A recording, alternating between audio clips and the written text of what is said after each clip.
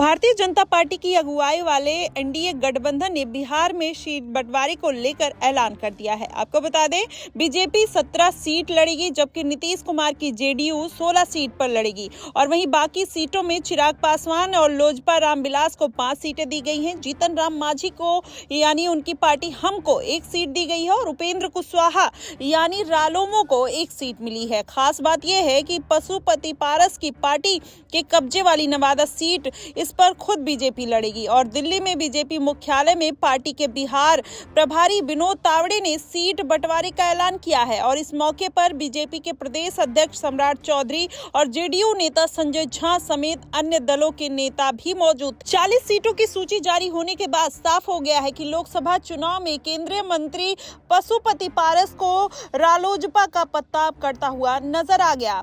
वहीं पुरानी लोजपा के बारे में बात करें तो कब्जे वाली नवादा सीट पर इस बार बीजेपी चुनाव लड़ेगी, जहां से पारस कैंप के चंदन सिंह सांसद हैं। वहीं चंदन लोजपा के कद्दावर नेता सूरज भान सिंह के भाई हैं। आपको बता दें, बिहार में बीजेपी ये 17 लोकसभा सीटों पर लड़ेगी, जिसमें पश्चिम चंपारण, पूर्वी चंपारण, औरंगाबाद, मधुबनी, अररिया, दरभंगा, मुजफ्फरपुर और महाराजगंज, सारण, उजियापुर और बेगूसराय, नवादा, पटना साहिब, पाटलिपुत्र, आरा, बक्सर और सासाराम की सीटें शामिल हैं।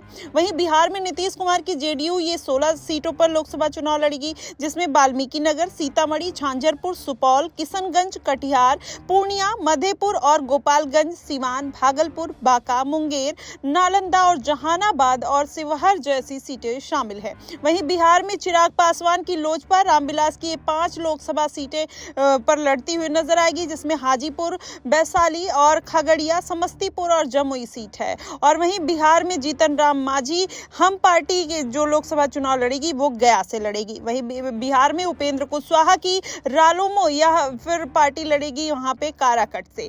आपको बता दें, बिहार एनडीए में सीट बंटवारे के बाद सबकी नजर हाजीपुर के मौजूदा सांसद पशुपति पारस की पार्टी पर होगी, जिसके बाद पारस समेत 5 सांसद है। बाकी 4 सांसदों में चंदन सिंह और प्रिंस राज को छोड़ दे तो बीड़ा सिंह और महबूब अली और केसर चिराग के कैंप में वापसी कर चुके हैं। वहीं पारस ने पिछले हफ्ते कहा था कि बीजेपी की लिस्ट आने के बाद वो ही आगे बात करेंगे। जब बीजेपी की लिस्ट अब जारी कर दी है तो पारस के अगले कदम पर एनडीए के साथ साथ महागठबंधन की भी नजर अब टिकी हुई है। वैसे में देखना होगा कि पशुपति पारस कौन सा बड़ा खेल करते हुए नजर आएंगे।